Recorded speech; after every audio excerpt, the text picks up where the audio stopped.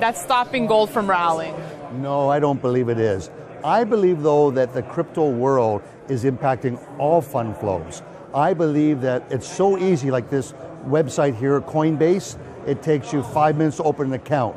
Einstein is here, it's 5 minutes to open an account. It's 2 days to open up a brokerage account.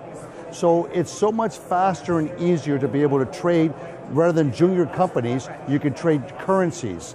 That's the real big factor. So you think the mining industry and gold and silver have to modernize here, have to get with the times? Well, no, it's exchanges. The stock exchanges have to be able to go 24/7, and they have to make sure that the cost of transactions is faster and easier. That's what these currencies are showing. The millennials are bigger than... Well, then there has to be a change happening. Do you think it's going to happen anytime soon? It's happening, crowdfunding. Right. And there's been no pushback except for the new head commissioner of the SEC saying it's un-American to have such a big drop in IPOs. I mean, IPOs are dropped down 75%, whereas ICOs, initial coin offerings, are up 300%. Let's talk about this Bitcoin versus gold debate. First of all, should there even be a debate? Can the two be compared? Well, I think they're both similar diversification of an asset. And one is a digital currency, and one is a monetary currency and jewelry. So I don't think it's either or, but I will share with you is that the media is much more positive on Bitcoin than they are on gold. So if you watch the CNBCs, the CNNs, all these programs, the other one is TED Talks. There's nothing on TED Talk on gold. And TED Talks gets 2 million downloads a day.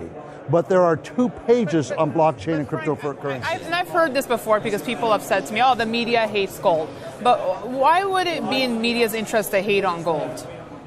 Because there's a conspiracy thinking that gold is bad. And I don't understand the logic of it, but it is very prevalent because most times when I go on CNBC in North America and I go on Bloomberg, it's to defend why gold is up. And if gold's down, gold's going to go lower rather than gold has a mean reversion. And so that's what gives you your special advantage because you are the lone person, the lone ranger that's out there articulating that there's another part to gold. There is another part to gold. I think mainstream media might have an issue when people come on saying gold's going to 10,000 or, so those extreme calls. But they can do it with Bitcoin. That's true. Okay. That's true. No, that's a good point, I have to say. Okay, so we're here at the conference focused on the junior mining space. How do you see this sector? Well, I still think they're wounded from the GDXJ blow-up. I think it was like some said it wasn't being hit by Mike Tyson, it was being hit by an 18-wheeler. So how long that'll take to repair, but there's great enthusiasm here, and there's lots of optimism, and I think on the backdrop, we do have peak gold. So the supply of gold has peaked. There's no technology like fracking that's going to come in to find more gold, and I think you're going to see like the Newmont's buying Continental Gold. Right, so we're seeing a lot of mergers and work, right? So are the juniors more vital than ever now if we are experiencing peak gold?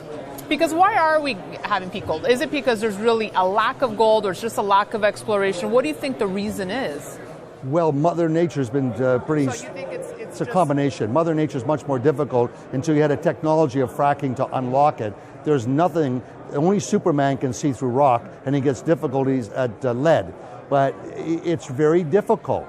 And so a lot of the low-hanging fruit's been picked off around the world, or you're in very unstable countries where there's gold. All right, so give us some picks now, Frank. Who are you liking? What company should we be eyeing as we're about to start a new year?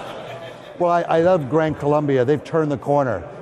They're paying down their debt every month. They've got free cash flow. They have no bank debt. They have no, so that is undervalued relative to most gold producers doing 150,000 ounces of gold. And full disclosure. Well, I'm a big shareholder. Right. Yeah. And personally, I own the gold notes because they pay monthly and they're listed on the Toronto Stock Exchange. I love the monthly income. So I think stories like that are interesting. And the new one that Ross Beatty is organizing, the mega merger, Trex, and it's Equinox Gold, I think that they're going through the genesis and having the leadership of a Ross Beatty, that's always a big vote of confidence. I think Leah Gold is another sort of undervalued opportunity to get re-rated. All right, Frank Combs. And I own them all. All right, thank you so much for joining us.